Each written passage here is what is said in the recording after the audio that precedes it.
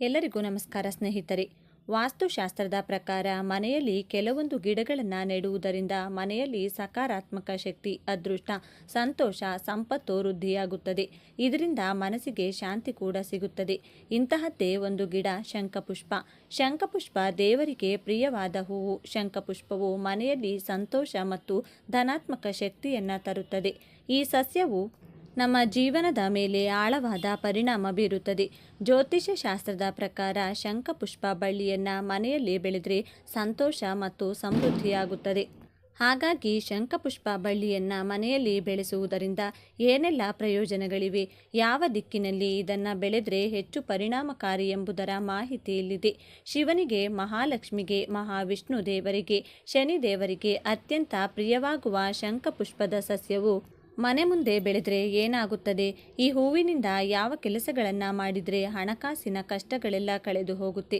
ಶಂಖಪುಷ್ಪದ ಆರೋಗ್ಯದ ಲಾಭಗಳ ಜೊತೆ ನಿತ್ಯ ಜೀವನದ ಕಷ್ಟಗಳಿಗೆ ಹೇಗೆಲ್ಲ ಸಹಕರಿಸುತ್ತದೆ ಎಂದು ಇವತ್ತಿನ ಈ ವಿಡಿಯೋದಲ್ಲಿ ಸಂಪೂರ್ಣವಾಗಿ ತಿಳಿಸಿಕೊಡ್ತೀನಿ ಬನ್ನಿ.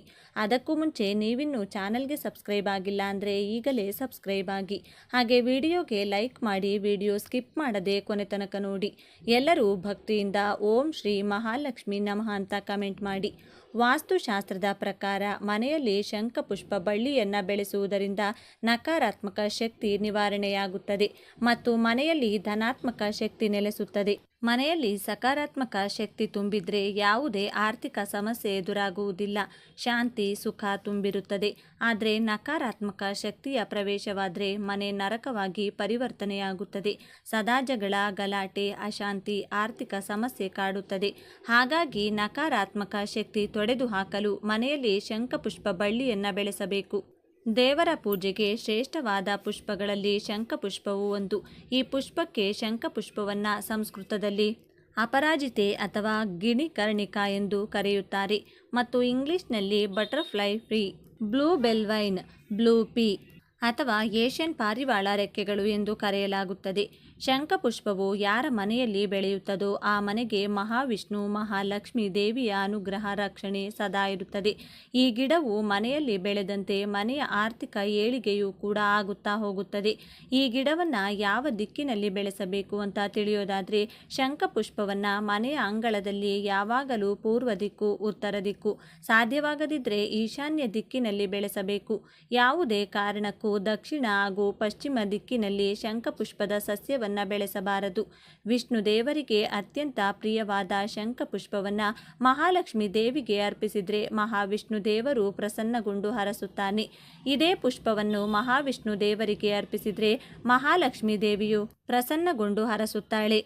ಯಾರ ಮನೆಯಲ್ಲಿ ಈ ಶಂಖಪುಷ್ಪದ ಗಿಡವಿರುತ್ತದೋ ಆ ಮನೆಗೆ ಧನಲಕ್ಷ್ಮಿಯ ಪರಿಪೂರ್ಣ ಅನುಗ್ರಹ ಕೂಡ ಇರುತ್ತದೆ ಎಂದು ಜ್ಯೋತಿಷ್ಯ ಶಾಸ್ತ್ರ ಹೇಳುತ್ತದೆ. ಹಣಕಾಸಿನ ಸಮಸ್ಯೆಗಳು ಹೆಚ್ಚಾಗಿದ್ರೆ ಮರೆಯದೆ 5 ಸೋಮವಾರದ ದಿನ ಶಿವನಿಗೆ ಶಂಖಪುಷ್ಪಗಳಿಂದ ಪೂಜಿಸಿ ನಂತರ ಆ ಪುಷ್ಪಗಳನ್ನು ಹರಿಯುವ ನೀರಿನಲ್ಲಿ ನಿಮ್ಮ ಕಷ್ಟಗಳನ್ನು ಇಳಿಕೊಂಡು ಬಿಟ್ಟು ಬಂದರೆ ಖಚಿತವಾಗಿ ಹಣಕಾಸಿನ ಎಂಥದ್ದೇ ಕಷ್ಟಗಳಿದ್ದರೂ ದೂರವಾಗುತ್ತದೆ.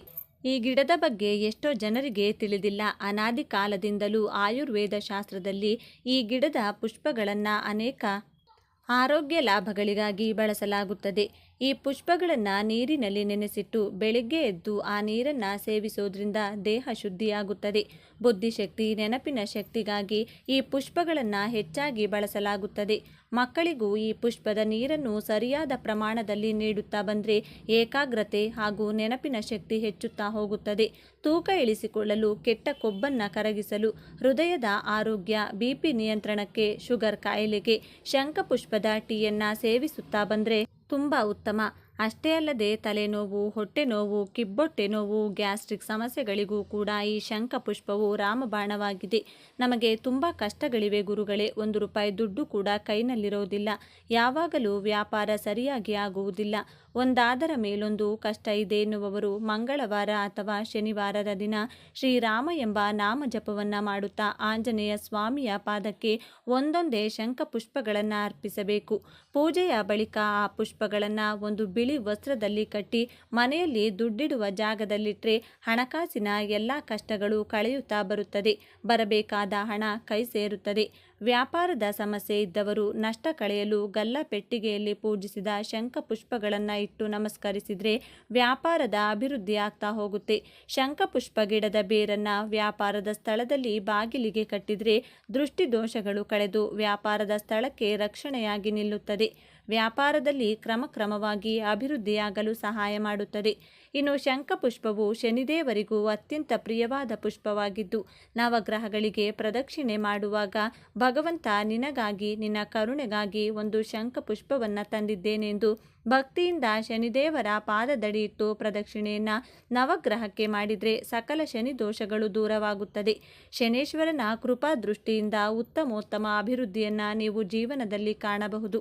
ಶ್ರೀಮನ್ನಾರಾಯಣ ಅಂದರೆ ಮಹಾವಿಷ್ಣು ದೇವರಿಗೆ ಶಂಖಪುಷ್ಪದಿಂದ ಪೂಜಿಸಿದರೆ, ಸಾಲಿಗ್ರಾಮಕ್ಕೆ ಶಂಖಪುಷ್ಪಗಳಿಂದ ಪೂಜಿಸುತ್ತಾ ಬಂದರೆ ಅನಾರೋಗ್ಯದ ಸಮಸ್ಯೆಗಳು ಶೀಘ್ರವಾಗಿ ದೂರವಾಗಿ ಆಯಸ್ಸು ಆರೋಗ್ಯ ವೃದ್ಧಿಯಾಗುತ್ತೆ. ರಾಜಕೀಯ ರಂಗದಲ್ಲಿರುವವರು ಗಣೇಶನ ಮುಂದೆ ಒಂದು ಶಂಖಪುಷ್ಪವನ್ನು ಇಟ್ಟು ಹೋದರೆ ರಾಜಕೀಯ ರಂಗದಲ್ಲಿ ನಿತ್ಯ ಯಶಸ್ಸು ಪ್ರಾಪ್ತಿಯಾಗುತ್ತೆ. ಇನ್ನು ಸರ್ವ ಕಾರ್ಯದಲ್ಲೂ ಯಶಸ್ಸು ಸಿಗಬೇಕು, ಪ್ರತಿನಿತ್ಯ ಮಾಡುವ ಕೆಲಸದಲ್ಲಿ ನೆಮ್ಮದಿ ಹಾಗೂ ಏಳಿಗೆ ಆಗ್ತಾ ಹೋಗಬೇಕು ಅನ್ನೋದಾದರೆ ಗಣೇಶನಿಗೆ ಶಂಖಪುಷ್ಪಗಳಿಂದ ಪೂಜೆಯನ್ನು ಮಾಡ್ತಾ ಬರಬೇಕು.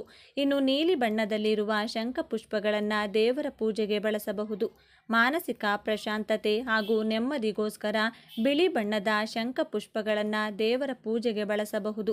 ಈ ಶಂಖಪುಷ್ಪವು ಯೋನಿಯ ರೂಪದಲ್ಲಿದ್ದು ಅತ್ಯಂತ ಶಕ್ತಿಯುತವಾದ ಪುಷ್ಪವಾಗಿದ್ದು ಕಾಮ, ಕ್ರೋಧ, ಮದ, ಮತ್ಸರಗಳನ್ನು ದೂರ ಮಾಡಿ ಸರ್ವ ಕೋರಿಕೆಗಳನ್ನು ಶೀಘ್ರವಾಗಿ ನೆರವೇರುವಂತೆ ಮಾಡುತ್ತದೆ.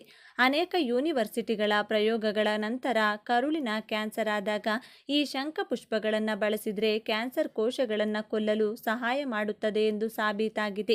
ಹಾರ್ಟ್ ಅಟ್ಯಾಕ್, ರಕ್ತ ಹೆಪ್ಪುಗಟ್ಟುವ ಸಮಸ್ಯೆಗಳಿಗೆ ಶಂಖಪುಷ್ಪವು ರಾಮಬಾಣವಾಗಿ ಕೆಲಸ ಮಾಡುತ್ತದೆ. ಒಣಚರ್ಮ ಇದ್ದವರು ಶಂಖಪುಷ್ಪದ ಪೇಸ್ಟನ್ನು ತಯಾರಿಸಿ ಹಚ್ಚುತ್ತಾ ಬಂದರೆ ಒಣಚರ್ಮದ ಸಮಸ್ಯೆಗಳು ದೂರವಾಗುತ್ತದೆ. ಕೂದಲು ಉದುರುವ ಸಮಸ್ಯೆ ಇದ್ದವರು ದಟ್ಟ ಕೂದಲು ಬೆಳೆಯಲು ಶಂಖಪುಷ್ಪದ ಟೀ ಅಥವಾ ಕಷಾಯವನ್ನು ಸೇವಿಸುತ್ತಾ ಬರಬೇಕು. ಹೆಂಗಸರ ಮುಟ್ಟಿನ ಸಮಸ್ಯೆಗೂ ಶಂಖಪುಷ್ಪದ ಚಹಾ ವಿಶೇಷವಾಗಿ ಕೆಲಸ ಮಾಡುತ್ತೆ. ಔಷಧೀಯ ವಜ್ರವಾಗಿಯೂ ಸರ್ವತೋಮುಖ ಏಳಿಗೆಗಾಗಿ ಶಂಖಪುಷ್ಪವು ಈ ರೀತಿಯಾಗಿ ಪ್ರಕೃತಿಯ ವರವಾಗಿ ನಮಗೆ ಸಿಕ್ಕಿದೆ. ಶಂಖಪುಷ್ಪ ಹೂವಿನ ಪ್ರಯೋಜನಗಳು. ಶಂಖಪುಷ್ಪ ಹೂವು, ಎಲೆ ಮತ್ತು ಬೇರುಗಳಿಂದ ಮಾಡಿದ ಪುಡಿಯನ್ನು ಸೇವಿಸಿದರೆ ಬುದ್ಧಿಶಕ್ತಿಯನ್ನು ಹೆಚ್ಚಿಸಬಹುದು. ಇದು ಕಾಲೋಚಿತ ಕಾಯಿಲೆಯಿಂದ ರಕ್ಷಿಸುತ್ತದೆ. ಶಂಖಪುಷ್ಪದಲ್ಲಿ ಕಂಡುಬರುವ ಆರ್ಗನೆಲೋಲಿನ್ ಎಂಬ ವಸ್ತುವು ಮೆದುಳಿನ ಕಾರ್ಯದ ಮೇಲೆ ಕೆಲಸ ಮಾಡುತ್ತದೆ ಮತ್ತು ಮರೆವು ಕಡಿಮೆ ಮಾಡಲು ಸಹಾಯ ಮಾಡುತ್ತದೆ. ಇದು ನಿದ್ರಾಹೀನತೆ ಮತ್ತು ಖಿನ್ನತೆಯಂಥ ಸಮಸ್ಯೆಗಳಿಗೆ ಚೆನ್ನಾಗಿ ಕೆಲಸ ಮಾಡುತ್ತದೆ. ಗ್ಯಾಸ್ಟ್ರಿಕ್ ತೆಗೆದುಹಾಕಲು ಉತ್ಕರ್ಷಣ ನಿರೋಧಕವಾಗಿ ಕಾರ್ಯನಿರ್ವಹಿಸುತ್ತದೆ. ಚರ್ಮವನ್ನು ರಕ್ಷಿಸುತ್ತದೆ. ಉಸಿರಾಟದ ಕಾಯಿಲೆ ಮತ್ತು ಹೃದಯ ರೋಗಗಳನ್ನು ಗುಣಪಡಿಸುತ್ತದೆ. ಮೂಗೇಟುಗಳು ಮತ್ತು ಮೂಳೆ ಊದಿಕೊಂಡಾಗ ಶಂಖಪುಷ್ಪದ ಎಲೆಯ ರಸವನ್ನು ಹಾಕಿ ಇದರಿಂದ ಊತ ಕಡಿಮೆಯಾಗುತ್ತದೆ.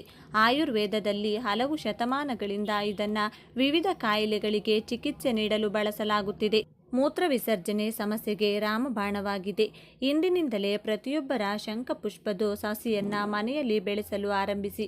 ಈ ಮಾಹಿತಿ ನಿಮಗೆ ಇಷ್ಟವಾದರೆ ತಪ್ಪದೆ ಈ ವಿಡಿಯೋಗೆ ಒಂದು ಲೈಕನ್ನು ಕೊಟ್ಟು ಪ್ರತಿಯೊಬ್ಬರಿಗೂ ಕೂಡ ಈ ವಿಡಿಯೋನ ಶೇರ್ ಮಾಡಿ. ಮಲ್ಲಿಗೆ ಹೂ ತನ್ನ ಅಂದ, ಮೃದುವಾದ ಬಿಳಿ ಬಣ್ಣ ಹಾಗೂ ಅದ್ಭುತ ಪರಿಮಳದಿಂದ ಎಲ್ಲರ ಮನಸ್ಸನ್ನು ಸೂರೆಗೊಳಿಸುತ್ತದೆ. ಗುಲಾಬಿ ನಂತರ ಅತ್ಯಂತ ಜನಪ್ರಿಯ ಹೂವೆಂದರೆ ಅದು ಮಲ್ಲಿಗೆ. ವಿಶೇಷವಾಗಿ ಮಹಿಳೆಯರಿಗೆ ಇದು ಅಚ್ಚುಮೆಚ್ಚು. ಕೇವಲ ಅಲಂಕಾರಕ್ಕೆ ಮಾತ್ರವಲ್ಲದೆ ಮಲ್ಲಿಗೆಯ ಸುವಾಸನೆಯು ಆರೋಗ್ಯಕ್ಕೂ ಮನಃಶಾಂತಿಗೂ ಮತ್ತು ದಾಂಪತ್ಯ ಜೀವನಕ್ಕೂ ಹಲವು ಪ್ರಯೋಜನಗಳನ್ನು ನೀಡುತ್ತದೆ. ನಮ್ಮ ಭಾರತೀಯ ಸಂಸ್ಕೃತಿಯಲ್ಲಿ ಹೂಗಳಿಗೆ ವಿಶೇಷವಾದ ಸ್ಥಾನವಿದೆ. ಅವುಗಳಲ್ಲಿ ತನ್ನ ಅಗಾಧ ಸುಗಂಧ ಮತ್ತು ಶುಭ್ರ ಬಿಳಿ ಬಣ್ಣದಿಂದಲೇ ಹೂಗಳ ರಾಣಿ ಎಂದು ಖ್ಯಾತಿಯನ್ನು ಪಡೆದಿರುವುದು ಮಲ್ಲಿಗೆ ಹೂ. ಮಲ್ಲಿಗೆ ಕೇವಲ ಒಂದು ಹೂವಲ್ಲ, ಅದು ಪವಿತ್ರತೆ, ಶುದ್ಧತೆ ಮತ್ತು ಸೌಂದರ್ಯದ ಪ್ರತೀಕ. ಪ್ರಾಚೀನ ಕಾಲದಿಂದಲೂ ಸಹ ದೇವರ ಪೂಜೆಯಿಂದ ಹಿಡಿದು ಸಾಹಿತ್ಯದ ವರ್ಣನೆಯವರೆಗೂ ಸಹ ಮಲ್ಲಿಗೆಯ ಸುಗಂಧ ಅಚ್ಚಳಿಯದೆ ಉಳಿದುಕೊಂಡಿದೆ. ಸೂರ್ಯ ಮುಳುಗಿದ ಮೇಲೆ ಇಡೀ ಪರಿಸರದಲ್ಲಿ ತನ್ನ ಅಮಲೇರಿಸುವ ಸುಗಂಧದಿಂದ ಆವರಿಸಿರುವ ಈ ಸುಂದರ ಮಲ್ಲಿಗೆಯ ಧಾರ್ಮಿಕ ಮಹತ್ವ ಮತ್ತು ಆರೋಗ್ಯ ಲಾಭಗಳ ಬಗ್ಗೆ ನಮ್ಮ ಈ ವಿಡಿಯೋ ಮೂಲಕ ನಾವಿಂದು ತಿಳಿದುಕೊಳ್ಳೋಣ. ಅದಕ್ಕೂ ಮುನ್ನ ನೀವಿನ್ನೂ ಚಾನಲ್ಗೆ ಸಬ್ಸ್ಕ್ರೈಬ್ ಆಗಿಲ್ಲ ಅಂದರೆ ಈಗಲೇ ಸಬ್ಸ್ಕ್ರೈಬ್ ಆಗಿ. ಹಾಗೆ ವಿಡಿಯೋಗೆ ಲೈಕ್ ಮಾಡಿ, ವಿಡಿಯೋ ಸ್ಕಿಪ್ ಮಾಡದೆ ಕೊನೆ ತನಕ ನೋಡಿ. ಹೆಣ್ಣು ಮಕ್ಕಳಿಗೆ ಮಲ್ಲಿಗೆ ಅಂದರೆ ಅಚ್ಚುಮೆಚ್ಚು. ಸಾಂಪ್ರದಾಯಿಕ ಉಡುಗೆ ತೊಟ್ಟರೆ ಮಲ್ಲಿಗೆ ಇರಲೇಬೇಕು. ಮುಡಿಯನ್ನ ಅಲಂಕರಿಸುವ ಮಲ್ಲಿಗೆ ಹೂವಿನ ಘಮವು ಮೂಗಿಗೆ ಬಡಿದ್ರೆ ಕೆಲವರಿಗೆ ತಲೆನೋವು ಶುರುವಾಗುತ್ತದೆ. ಹೀಗಾಗಿ ಕೆಲವರು ಆ ಮಲ್ಲಿಗೆಯ ಪರಿಮಳವನ್ನು ಅಷ್ಟಾಗಿ ಇಷ್ಟಪಡುವುದಿಲ್ಲ. ಆದರೆ ಮಲ್ಲಿಗೆ ಸುವಾಸನೆಯಿಂದಲೂ ಆರೋಗ್ಯ ಪ್ರಯೋಜನಗಳು ಇವೆಯಂತೆ. ಈ ಕುರಿತಾದ ಮಾಹಿತಿ ಇಲ್ಲಿದೆ. ಮಲ್ಲಿಗೆ ಹೆಸರು ಕೇಳಿದ ತಕ್ಷಣ ಹೆಂಗಳೆಯರ ಕಿವಿ ನೆಟ್ಟಗಾಗುತ್ತದೆ. ಹೆಣ್ಣು ಮಕ್ಕಳಿಗೆ ಮಲ್ಲಿಗೆ ಹೂ ಮುಡಿಯುವುದು ಎಂದರೆ ತುಂಬಾನೇ ಇಷ್ಟ. ಇನ್ನು ಕೆಲವರು ಈ ಹೂವಿನ ಸುವಾಸನೆಯನ್ನು ಇಷ್ಟಪಡುತ್ತಾರೆ. ಮಲ್ಲಿಗೆಯಲ್ಲಿ ಔಷಧೀಯ ಗುಣಗಳನ್ನು ಹೊಂದಿದ್ದು ಇದರ ಲಾಭಗಳು ಅತ್ಯಧಿಕ. ಘಮ ಬೀರುವ ಈ ಹೂ ಮುಡಿಯುವುದು ಮಾತ್ರ ಇದರಿಂದ ಸುವಾಸನೆಯನ್ನು ತೆಗೆದುಕೊಳ್ಳುವುದರಿಂದ ಆರೋಗ್ಯ ಪ್ರಯೋಜನಗಳಿವೆ ಎಂಬುದು ಎಷ್ಟೋ ಜನರಿಗೆ ತಿಳಿದೇ ಇಲ್ಲ. ಹೂ ಮುಡಿಯುವ ಮುನ್ನ ಇದರ ಆರೋಗ್ಯ ಲಾಭಗಳನ್ನು ಮೊದಲು ತಿಳಿದುಕೊಳ್ಳಿ. ಮಲ್ಲಿಗೆಯ ಸುವಾಸನೆಯ ಆರೋಗ್ಯದ ಪ್ರಯೋಜನಗಳೇನು? ಮಲ್ಲಿಗೆಯ ಸುವಾಸನೆಯು ಮನಸ್ಸನ್ನು ಶಾಂತಗೊಳಿಸಿ ಇದು ಒತ್ತಡ ಹಾಗೂ ಆತಂಕವನ್ನು ಕಡಿಮೆ ಮಾಡುತ್ತದೆ. ಮಲ್ಲಿಗೆಯ ಘಮವು ನಿದ್ರಾಹೀನತೆಗೆ ಪರಿಣಾಮಕಾರಿ ಚಿಕಿತ್ಸೆಯಾಗಿದೆ. ಇದರ ಘಮ ತೆಗೆದುಕೊಳ್ಳುವುದು ನಿದ್ರೆಯನ್ನು ಉತ್ತೇಜಿಸಲು ಸಹಕಾರಿಯಾಗಿದೆ. ನಿಯಮಿತವಾಗಿ ಮಲ್ಲಿಗೆ ಸುವಾಸನೆ ತೆಗೆದುಕೊಳ್ಳೋದ್ರಿಂದ ಮನಸ್ಸು ಹಗುರವಾಗುತ್ತದೆ. ಇದು ಮನಸ್ಥಿತಿಯನ್ನು ಸುಧಾರಿಸಿ ಖಿನ್ನತೆಯನ್ನು ದೂರ ಮಾಡುತ್ತದೆ. ಮಲ್ಲಿಗೆಯ ಮಹತ್ವ. ಮಲ್ಲಿಗೆ ಪ್ರಮುಖವಾಗಿ ರಾತ್ರಿ ಸಮಯದಲ್ಲಿ ಅರಳುವಂತಹ ಸುಗಂಧ ಬೀರುವಂತಹ ಪುಷ್ಪ. ಇದನ್ನು ಜಾಸ್ಮಿನಮ್ ಎಂಬ ಕುಟುಂಬಕ್ಕೆ ಸೇರಿಸಲಾಗಿದೆ. ಮಲ್ಲಿಗೆಯ ಮೂಲ ನಮ್ಮ ಭಾರತ ದೇಶ, ಅದರಲ್ಲಿಯೂ ವಿಶೇಷವಾಗಿ ಹಿಮಾಲಯದ ತಪ್ಪಲು ಮತ್ತು ನಮ್ಮ ದಕ್ಷಿಣ ಭಾರತದ ಬಯಲು ಪ್ರದೇಶಗಳಲ್ಲಿ ಇದು ಸಹಸ್ರಾರು ವರ್ಷಗಳಿಂದಲೂ ಬೆಳೆಯಲ್ಪಟ್ಟಿರುತ್ತದೆ. ಪ್ರಾಚೀನ ಕಾಲದಲ್ಲಿ ಋಷಿಮುನಿಗಳು ತಮ್ಮ ಆಶ್ರಮದಲ್ಲಿ ಶ್ರೇಷ್ಠ ಸುಗಂಧಕ್ಕಾಗಿ ಮತ್ತು ತಮ್ಮ ಯಜ್ಞ ಯಾಗಾದಿಗಳಲ್ಲಿ ಪವಿತ್ರ ದ್ರವ್ಯವಾಗಿ ಬಳಸಲು ಮಲ್ಲಿಗೆಯನ್ನು ಬಳಸುತ್ತಿದ್ದರು. ಹಗಲಿನಲ್ಲಿ ಅರಳುವ ಹೂಗಳು ಚಿಟ್ಟೆ ಅಥವಾ ಜೇನು ನೊಣಗಳನ್ನು ಪರಾಗಸ್ಪರ್ಶಕ್ಕಾಗಿ ಆಕರ್ಷಿಸುತ್ತವೆ. ಆದರೆ ರಾತ್ರಿ ಸಂಚರಿಸುವಂಥ ಪತಂಗಗಳನ್ನು ಪರಾಗಸ್ಪರ್ಶಕ್ಕಾಗಿ ಆಕರ್ಷಿಸಲು ಮಲ್ಲಿಗೆ ರಾತ್ರಿ ಸಮಯದಲ್ಲಿ ಅರಳುತ್ತದೆ. ಕತ್ತಲಲ್ಲಿ ಬಣ್ಣ ಕಾಣದಿದ್ದರೂ ಸಹ ಗಾಢವಾದ ಸುಗಂಧದ ಮೂಲಕವೇ ಮಲ್ಲಿಗೆ ಪತಂಗಗಳನ್ನು ತನ್ನತ್ತ ಆಕರ್ಷಿಸುತ್ತವೆ. ಆದ್ದರಿಂದ ಮಲ್ಲಿಗೆಯನ್ನು ರಾತ್ರಿಯ ರಾಣಿ ಎಂದೇ ಕರೆಯಲಾಗುತ್ತದೆ. ಮಲ್ಲಿಗೆ ಬಹಳ ಮಂಗಳಕರ ಪುಷ್ಪ. ಯಾವುದೇ ಶುಭ ಕಾರ್ಯವಾಗಲಿ, ಪೂಜೆಯಾಗಲಿ, ಹಬ್ಬ ಹರಿದಿನವಾಗಲಿ ಮಲ್ಲಿಗೆಯ ಬಳಕೆ ಇದ್ದೇ ಇರುತ್ತದೆ. ನಮ್ಮ ದಕ್ಷಿಣ ಭಾರತದ ಮಹಿಳೆಯರಿಗೆ ಮಲ್ಲಿಗೆಯನ್ನು ಮುಡಿಯದೇ ಇದ್ದರೆ ಶೃಂಗಾರ ಪೂರ್ಣಗೊಳ್ಳುವುದಿಲ್ಲ. ಮಲ್ಲಿಗೆಯನ್ನು ಮುಡಿಯುವುದು ಮಂಗಳಕರ ಮತ್ತು ಸೌಭಾಗ್ಯದ ಸಂಕೇತ ಎಂದು ಪರಿಗಣಿಸಲಾಗುತ್ತದೆ. ಈ ಮಲ್ಲಿಗೆಯು ನಮ್ಮ ಕರ್ನಾಟಕದ ಸಾವಿರಾರು ರೈತಾಪಿ ಕುಟುಂಬಗಳ ಬೆನ್ನೆಲುಬಾಗಿದೆ. ಕರ್ನಾಟಕದ 3 ಮಲ್ಲಿಗೆ ತಳಿಗಳಾದ ಉಡುಪಿ ಮಲ್ಲಿಗೆ, ಮೈಸೂರು ಮಲ್ಲಿಗೆ ಮತ್ತು ಹಡಗಲಿ ಮಲ್ಲಿಗೆಗಳಿಗೆ ಜಾಗತಿಕ ಮಟ್ಟದಲ್ಲಿ ಮಾನ್ಯತೆ ದೊರೆತಿರುವುದು ಹೆಮ್ಮೆಯ ವಿಚಾರ. ಮಲ್ಲಿಗೆಯ ಪೌರಾಣಿಕ ಮಹತ್ವ. ಮಲ್ಲಿಗೆ ಭೂಲೋಕಕ್ಕೆ ಬಂದಿರುವ ಕುರಿತಾಗಿ ಒಂದು ರೋಚಕವಾದ ಕಥೆ ಇದೆ. ಪುರಾಣಗಳ ಪ್ರಕಾರ ಮಲ್ಲಿಗೆಯ ವಿವಿಧ ತಳಿಗಳು ಇಂದ್ರದೇವನ ಸ್ವರ್ಗಲೋಕದ ನಂದನವನದಲ್ಲಿ ಇದ್ದವಂತೆ. ದ್ವಾಪರ ಯುಗದಲ್ಲಿ ಪ್ರಭು ಶ್ರೀ ಕೃಷ್ಣ ಪರಮಾತ್ಮರು ತಮ್ಮ ಪತ್ನಿ ಸತ್ಯಭಾಮಿಗಾಗಿ ನಂದನವನದಿಂದ ಪಾರಿಜಾತವನ್ನು ಭೂಲೋಕಕ್ಕೆ ತಂದಾಗ ಅದರೊಂದಿಗೆ ಮಲ್ಲಿಗೆಯಂತಹ ಇತರ ಸುಗಂಧಿತ ಸಸ್ಯಗಳನ್ನು ಸಹ ಭೂಲೋಕಕ್ಕೆ ತಂದರು ಎಂಬ ಉಲ್ಲೇಖವಿದೆ. ಹೀಗಾಗಿ ಮಲ್ಲಿಗೆಯನ್ನು ಸ್ವರ್ಗಲೋಕದ ಪುಷ್ಪ ಅಥವಾ ದೇವಲೋಕದ ಪುಷ್ಪ ಎಂದು ಕರೆಯಲಾಗುತ್ತದೆ. ಹಿಂದೂ ಪುರಾಣಗಳ ಪ್ರಕಾರ ಪ್ರೇಮದ ದೇವರಾದಂತಹ ಕಾಮದೇವನು ಕಬ್ಬಿನ ಬಿಲ್ಲನ್ನು ಮತ್ತು 5 ಬಗೆಯ ಹೂಗಳ ಬಾಣಗಳನ್ನು ಬಳಸುತ್ತಿದ್ದನಂತೆ. ಆ 5 ಪವಿತ್ರ ಹೂಗಳಲ್ಲಿ ಮಲ್ಲಿಗೆಯೂ ಸಹ ಮುಖ್ಯವಾದದ್ದು. ಮಲ್ಲಿಗೆಯ ತೀವ್ರವಾದ ಸುಗಂಧ ಮನುಷ್ಯನ ಮನಸ್ಸಿನ ಪ್ರೇಮದ ಭಾವನೆಯನ್ನು ಜಾಗೃತಗೊಳಿಸುತ್ತದೆ. ಕಾಮದೇವ ವಸಂತ ಕಾಲದ ಅಧಿಪತಿಯೂ ಹೌದು. ಮಲ್ಲಿಗೆ ವಸಂತ ಹಾಗೂ ಬೇಸಿಗೆ ಕಾಲದಲ್ಲಿ ಹೇರಳವಾಗಿ ಅರಳುವುದರಿಂದ ಇದನ್ನು ಕಾಮದೇವನಿಗೆ ಅತ್ಯಂತ ಪ್ರಿಯವಾದ ಪುಷ್ಪ ಎಂದು ಪರಿಗಣನೆ ಮಾಡಲಾಗುತ್ತದೆ. ಧಾರ್ಮಿಕ ಮಹತ್ವ. ಮಲ್ಲಿಗೆಯ ಹೂ ಅದರ ಬಿಳಿಬಣ್ಣ ಮತ್ತು ಪವಿತ್ರ ಸುಗಂಧದಿಂದಲೇ ಹಲವು ದೇವಾನುದೇವತೆಗಳಿಗೆ ಅತ್ಯಂತ ಪ್ರಿಯವಾದದ್ದಾಗಿದೆ. ಮಲ್ಲಿಗೆಯ ಹೂ ಬಿಳಿಯದ್ದಾಗಿದ್ದು ಪ್ರಶಾಂತ ಸುಗಂಧವನ್ನು ನೀಡುವುದರಿಂದಲೇ ಅದನ್ನು ಸಾತ್ವಿಕ ಪುಷ್ಪ ಎಂದು ಕರೆಯಲಾಗುತ್ತದೆ. ದೇವರಿಗೆ ಪೂಜೆಯನ್ನು ಸಲ್ಲಿಸುವಾಗ ನಮ್ಮ ಮನಸ್ಸು ಮಲ್ಲಿಗೆಯಷ್ಟೇ ನಿರ್ಮಲವಾಗಿರಬೇಕು ಎಂಬುದು ಪರಿಶುದ್ಧ ಬಿಳಿ ಬಣ್ಣದ ಮಲ್ಲಿಗೆಯನ್ನು ದೇವರ ಪೂಜೆಯಲ್ಲಿ ಬಳಸುವುದರ ಹಿಂದಿರುವ ಸದುದ್ದೇಶವಾಗಿದೆ. ಮಲ್ಲಿಗೆಯ ಸುವಾಸನೆ ಪೂಜಾ ಸ್ಥಳದಲ್ಲಿ ಧನಾತ್ಮಕ ಕಂಪನಗಳನ್ನು ಸೃಷ್ಟಿಸಿ ಭಕ್ತರಲ್ಲಿ ಏಕಾಗ್ರತೆ ಮತ್ತು ಪ್ರಶಾಂತತೆಯನ್ನು ಮೂಡಿಸುತ್ತದೆ. ಶಾಸ್ತ್ರಗಳ ಪ್ರಕಾರ ಶ್ರೀಕೃಷ್ಣ ಪರಮಾತ್ಮರು, ಮಹಾಲಕ್ಷ್ಮೀ ದೇವಿ, ಶಿವ ಪರಮಾತ್ಮರಿಗೆ ಮಲ್ಲಿಗೆ ಎಂದರೆ ಅತಿ ಪ್ರಿಯವಾದದ್ದು. ಶ್ರೀಕೃಷ್ಣ ಪರಮಾತ್ಮರಿಗೆ ಸುಗಂಧಿತ ಪುಷ್ಪಗಳೆಂದರೆ ಬಹಳ ಇಷ್ಟ. ಮಲ್ಲಿಗೆ ಶುದ್ಧ ಬಿಳಿ ಬಣ್ಣ, ಶುದ್ಧತೆಯ ಸಂಕೇತ. ಶ್ರೀಕೃಷ್ಣ ಪರಮಾತ್ಮರು ಶುದ್ಧ ಭಕ್ತಿಗೆ ಒಲಿಯುವುದರಿಂದ ಈ ಹೂ ಶ್ರೀಕೃಷ್ಣ ಪರಮಾತ್ಮರ ಪೂಜೆಯಲ್ಲಿ ಅತ್ಯಂತ ಶ್ರೇಷ್ಠ ಎಂದೇ ಪರಿಗಣಿಸಲಾಗುತ್ತದೆ. ಪ್ರಭು ಶ್ರೀಕೃಷ್ಣ ಪರಮಾತ್ಮರು ಬೃಂದಾವನದಲ್ಲಿ ಗೋಪಿಕೆಯರೊಂದಿಗೆ ಮಲ್ಲಿಗೆಯ ಬಳ್ಳಿಗಳ ನಡುವೆ ವಿಹರಿಸುತ್ತಿದ್ದರು ಎಂಬ ಉಲ್ಲೇಖವಿದೆ. ಮಲ್ಲಿಗೆಯಿಂದ ಪ್ರಭು ಶ್ರೀಕೃಷ್ಣ ಪರಮಾತ್ಮರನ್ನ ಪೂಜಿಸಿದರೆ ಸಮೃದ್ಧಿ ಮತ್ತು ಸಂಪತ್ತು ಲಭಿಸುತ್ತದೆ. ದೇವಾನುದೇವತೆಗಳಿಗೆ ಪ್ರಿಯವಾದ ಹೂವನ್ನು ಅರ್ಪಣೆ ಮಾಡಿ ಪೂಜಿಸಿದರೆ ಶೀಘ್ರ ಫಲ ದೊರೆಯುತ್ತದೆ. ಇದೇ ಕಾರಣಕ್ಕಾಗಿಯೇ ಉಡುಪಿ ಶ್ರೀಕೃಷ್ಣ ಮಠದಲ್ಲಿ ಮಲ್ಲಿಗೆ ಇಲ್ಲದೆ ಪೂಜೆ ಅಪೂರ್ಣ ಎಂಬ ನಂಬಿಕೆ ಇದೆ. ಸಂಪತ್ತಿನ ದೇವತೆಯಾದ ಮಹಾಲಕ್ಷ್ಮಿ ದೇವಿಗೂ ಸಹ ಮಲ್ಲಿಗೆಯ ಸುಗಂಧ ಮತ್ತು ಬಿಳಿ ಬಣ್ಣ ಅತ್ಯಂತ ಪ್ರಿಯವಾದದ್ದು. ಮಹಾಲಕ್ಷ್ಮಿ ದೇವಿಗೆ ಮೀಸಲಾದ ಶುಕ್ರವಾರದಂದು ಮಲ್ಲಿಗೆಯ ಪುಷ್ಪದಿಂದ ಅರ್ಚನೆಯನ್ನ ಮಾಡೋದ್ರಿಂದ ದೇವಿಯು ಪ್ರಸನ್ನಳಾಗಿ ಮನೆಯಲ್ಲಿ ಐಶ್ವರ್ಯ ಮತ್ತು ಸೌಭಾಗ್ಯವನ್ನ ಕರುಣಿಸುತ್ತಾರೆ ಎಂಬ ಪ್ರತೀತಿ ಇದೆ. ಜ್ಞಾನ ದೇವತೆಯಾದ ಸರಸ್ವತಿ ಮಾತೆ ಶ್ವೇತಾಂಬರಿ ಅಂದರೆ ಬಿಳಿ ವಸ್ತ್ರಧಾರಿಣಿ ಸರಸ್ವತಿ ದೇವಿಗೆ ಕೆಂಪು ಅಥವಾ ಗಾಢ ಬಣ್ಣದ ಹೂಗಳಿಗಿಂತ ಮಲ್ಲಿಗೆಯಂತಹ ಬಿಳಿ ಪುಷ್ಪಗಳೇ ಹೆಚ್ಚು ಪ್ರಿಯವಾಗಿವೆ. ಮಲ್ಲಿಗೆಯ ಶುಭ್ರ ಬಿಳಿ ಬಣ್ಣವು ನಿರ್ಮಲ ಮನಸ್ಸು ಮತ್ತು ಪರಿಶುದ್ಧ ಜ್ಞಾನವನ್ನು ಪ್ರತಿನಿಧಿಸುತ್ತದೆ. ಸರಸ್ವತಿ ದೇವಿ ಬುದ್ಧಿಶಕ್ತಿಯ ದೇವತೆ. ಮಲ್ಲಿಗೆಯ ಸುವಾಸನೆಯು ಮೆದುಳನ್ನು ಶಾಂತಗೊಳಿಸಿ ಏಕಾಗ್ರತೆ ಮತ್ತು ಸ್ಮರಣ ಶಕ್ತಿಯನ್ನು ವೃದ್ಧಿ ಮಾಡಲು ಸಹಾಯ ಮಾಡುತ್ತದೆ. ಇದು ವಿದ್ಯಾರ್ಥಿಗಳಿಗೆ ಓದಿನಲ್ಲಿ ಆಸಕ್ತಿಯನ್ನು ಮೂಡಿಸಲು ಪೂರಕವಾದಂತಹ ಪರಿಸರವನ್ನು ನಿರ್ಮಿಸುತ್ತದೆ. ಇದೇ ಕಾರಣಕ್ಕಾಗಿಯೇ ಮಲ್ಲಿಗೆ ಸರಸ್ವತಿ ದೇವಿಗೆ ಬಹಳ ಪ್ರಿಯವಾದ ಪುಷ್ಪ. ಸರಸ್ವತಿ ದೇವಿಗೆ ಮೀಸಲಾದಂಥ ವಸಂತ ಪಂಚಮಿಯ ದಿನದಂದು ಮಲ್ಲಿಗೆಯಿಂದ ಅರ್ಚನೆಯನ್ನು ಮಾಡುವುದು ಅತ್ಯಂತ ಮಂಗಳಕರ. ಶಿವ ಪರಮಾತ್ಮರಿಗೂ ಬಿಳಿ ಬಣ್ಣದ ಹೂಗಳೆಂದರೆ ಬಹಳ ಅಚ್ಚುಮೆಚ್ಚು. ಶಿವಪುರಾಣದ ಪ್ರಕಾರ ಮಲ್ಲಿಗೆಯಿಂದ ಶಿವದೇವರನ್ನ ಪೂಜಿಸುವುದರಿಂದ ಮೋಕ್ಷ ಮತ್ತು ಪುತ್ರ ಸಂತಾನ ಪ್ರಾಪ್ತಿಯಾಗುತ್ತದೆ ಎಂಬ ನಂಬಿಕೆ ಇದೆ. ಶ್ರೀಶೈಲದ ಮಲ್ಲಿಕಾರ್ಜುನ ಸ್ವಾಮಿಯ ಹೆಸರೇ ಮಲ್ಲಿಗೆಯೊಂದಿಗೆ ಬೆಸೆದುಕೊಂಡಿದೆ. ಮಲ್ಲಿಗೆಯ ಔಷಧೀಯ ಲಾಭಗಳು. ಮಲ್ಲಿಗೆಯ ಅತ್ಯಂತ ದೊಡ್ಡ ಗುಣವೆಂದರೆ ಅದರ ಸುಗಂಧ. ಮಲ್ಲಿಗೆಯ ಸುಗಂಧ ಮೆದುಳಿನಲ್ಲಿ ಎಂಡೋರ್ಫಿನ್ ಎಂಬ ಸಂತಸದ ಹಾರ್ಮೋನನ್ನು ಬಿಡುಗಡೆ ಮಾಡಿಸುತ್ತದೆ. ಈ ಹಾರ್ಮೋನ್ ಆತಂಕವನ್ನೆಲ್ಲ ದೂರಾಗಿಸಿ ತಕ್ಷಣವೇ ಮನಸ್ಸನ್ನು ಶಾಂತಗೊಳಿಸುತ್ತದೆ. ರಾತ್ರಿ ಮಲಗುವ ಮೊದಲು ಮಲ್ಲಿಗೆಯ ಸುವಾಸನೆಯನ್ನು ಹೀರಿಕೊಳ್ಳೋದ್ರಿಂದ ಗಾಢವಾದ ಮತ್ತು ನೆಮ್ಮದಿಯ ನಿದ್ರೆ ಬರುತ್ತದೆ.